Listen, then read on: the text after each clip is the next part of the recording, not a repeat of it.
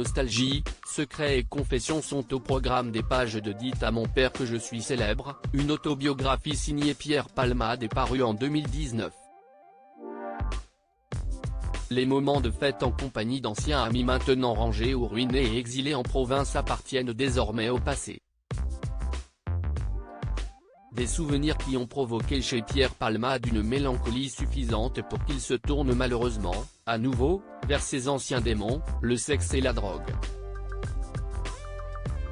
Un nouveau rythme de vie outrancier, où il a croisé la route d'individus malveillants et intéressés par la gloire, le danger ne se cache jamais loin. Beaucoup de petites frappes ont tenté de me faire chanter. Ils prennent une photo de moi à poil ou en train de prendre une ligne, a notamment écrit l'humoriste de 54 ans dans son ouvrage.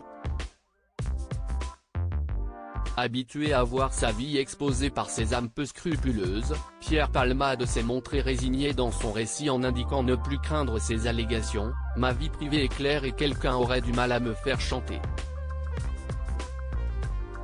Ce que les voyous ne savent pas, c'est que depuis mon procès, en 2019, le comédien était visé par une enquête pour viol et violence sous l'emprise de stupéfiants, je dis tout.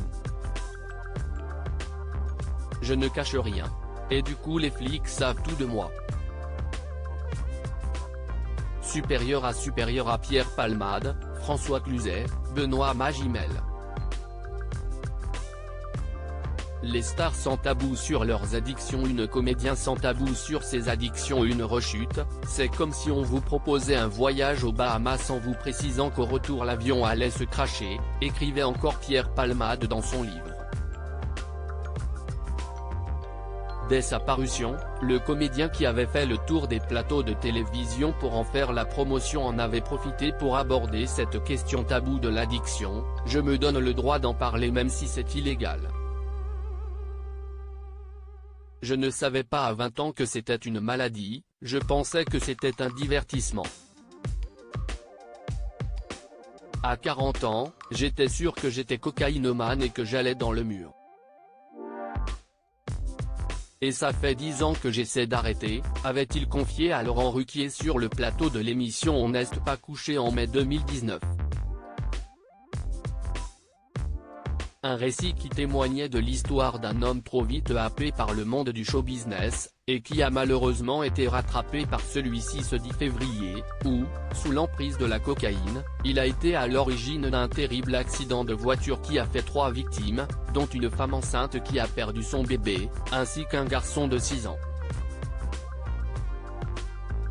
Aujourd'hui, l'humoriste risque jusqu'à 20 ans de prison pour homicide involontaire sous l'emprise de stupéfiants.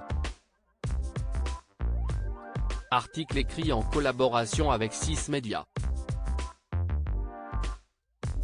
Crédit photo, Tiziano da Silva, Cyril Moreau.